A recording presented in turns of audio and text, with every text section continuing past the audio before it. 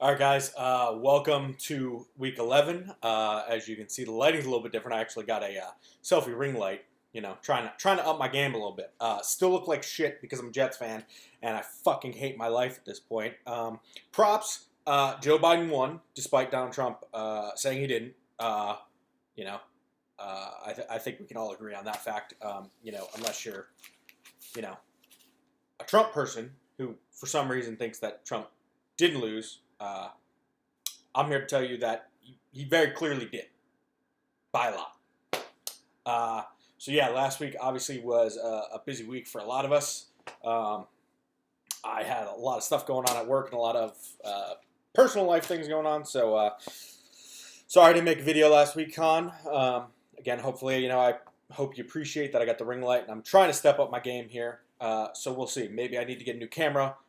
Possibly, maybe I'll ask my mom for that for Christmas. We shall see. So now we're actually in week 10. I know I've screwed up the weeks a little bit, but I just want to start off with, as always, fire Adam Gase.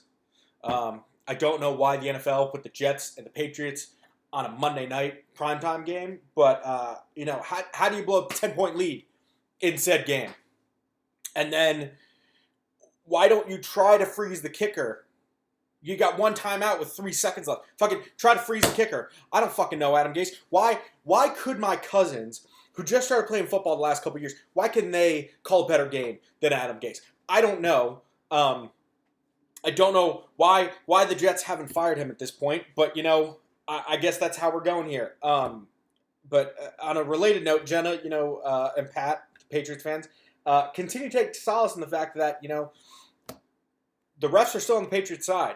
They called a roughing the passer penalty on one of the Jets' cornerbacks. I believe it was Austin Davis, who's a rookie this year. Came screaming in, blindside, nailed Cam Newton, and they said it was helmet-to-helmet contact. There was some minor helmet-to-helmet contact, but very clearly, his chest, his head went to Cam Newton's shoulder. And it was the side of his helmet that hit the side of Cam's helmet. Cam was fine. At this point, the Jets have no one to blame but themselves for them losing. But they're just really trying to fucking lose at this point. So obviously with last week, I'm not gonna do recaps for last week or the week before. It was a lot more information to go into, and I try to keep these videos short because Hannah keeps mocking me for the 120-minute video where I went on tirade about Ruth Bader Ginsburg dying. So, I try to keep these under 10 minutes. I'm not trying to monetize them with YouTube because then I couldn't swear as much. So, we'll see. Maybe I'll go down that road eventually, but, they got to get that 10-minute mark for the monetization. So, I'll give a quick playoff update. These are not official. Right now, if it were official, the playoff teams would be me, Andre, Jarrell, and Joey. So basically how the playoffs are going to work, same as last year. The top team from each division, and then the two teams after that with the best record. So that's how, theoretically, three of us, me, Jarrell, and Andre, all from the same half of the bracket, could be there. Andre and I have, done pretty well historically in the league in the third year. We've both made the playoffs both times. So, we'll see. So here's where we're at. Jenna and Alex, you both need to win out. You're at 2-7. There's 5 games left. Basically, you need to win out. Everybody else needs to lose the rest of the season. We'll see, how much that plays out.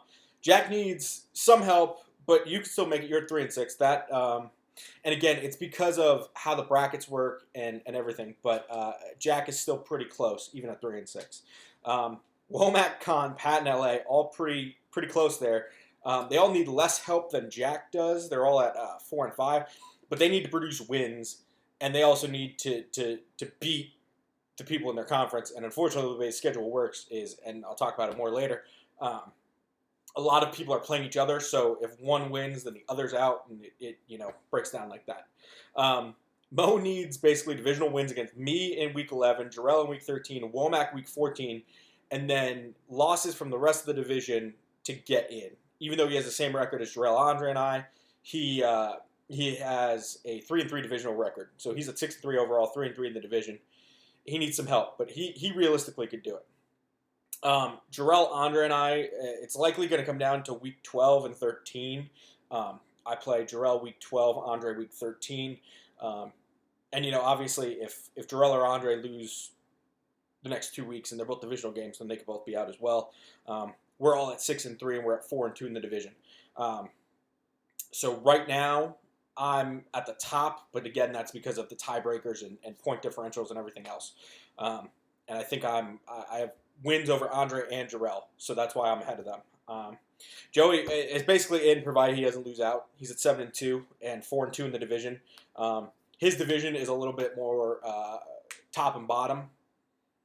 It's pretty spread out, whereas in our division with Jarrell, Andre, and I, we're all at the same record, the exact same record, exact same divisional record. But again, it's all a question of who beats who. So coming up this week, Pat is going to need Russell Wilson to beat me, but the question is going to be, does that even matter? Justin Herbert, I'm going to say right now, is probably going to be my keeper. He has played ridiculously well. He's had a couple 40-point weeks, a couple 50-point weeks. He very clearly should have been picked higher than he was.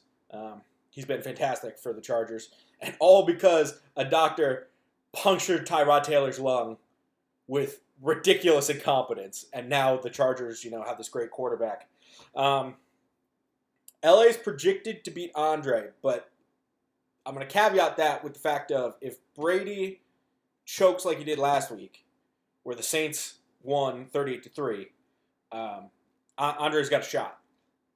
It's an outside shot because, given the two, I'd take, 42, 43-year-old Tom Brady over 23-year-old Daniel Jones any day of the week. Because, as I've clarified, Daniel Jones is trash. If there's nothing about these videos, and I've showed them to a couple people, it's pretty clear that I think Daniel Jones is trash, and I hate Adam Gase. So Womack is playing against Alex. Now, this is interesting, and I'll get to it later. I'm actually picking Alex to win this week, but that's because pretty much all of Womack's team is on a bye, including Patrick Mahomes. So Womack needs some quarterback help. I don't remember who her quarterback is right now, but obviously they're not Mahomes. So buys are going to hurt Womack, but she can still pull it out. I'm not saying she can't pull it out. I'm just saying it's going to be tough for her to pull it out this week against Alex. And it makes me sad that I have to pick Alex, but at least his name isn't a Trump name anymore. That's always good.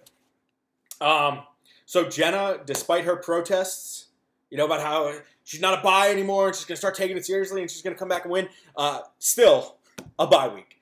She's projected to get 40 points now because, again, apparently nobody except for me and Mo and Alex and Khan know how to use the IR people. You could put people on IR and you get that roster spot. You don't have to keep them on your roster. Figure it out, Jenna. Come on.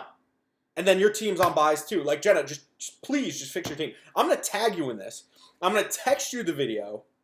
And I'm going to tell Womack to text you too. And fuck it. I might even, message Brad and Casey on Facebook and be like, hey, Jenna has not played fantasy all season. I need you guys to send this to her because I'm concerned she's, not listening. Maybe I'll even tell Julie too, even though, she doesn't talk to me. So we'll see, Jenna. I don't know at this point. Jenna, again, if you lose this week, you're pretty much eliminated from the playoffs. So there you go.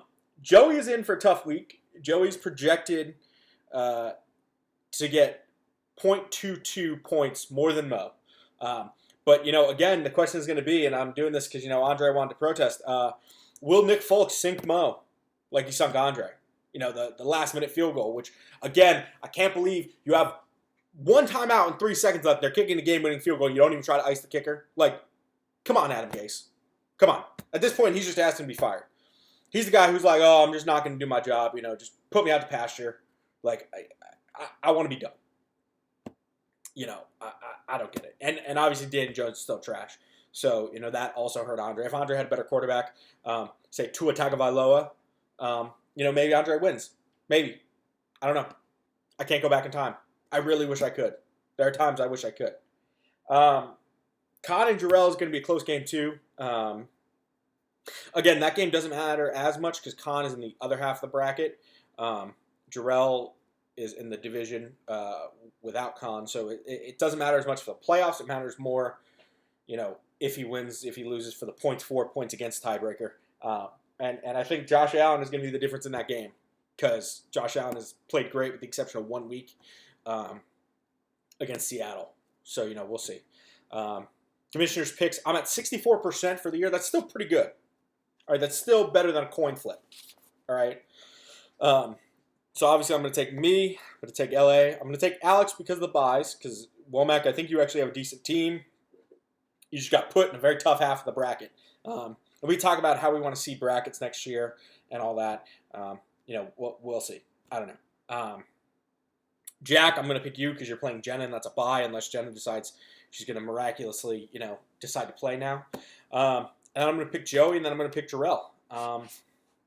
Because I think Joey's going to win, and I think Jarrell's got a good chance. So we'll see how it goes. But yeah, so hopefully the production quality is a little bit better. Still using my trash, iMac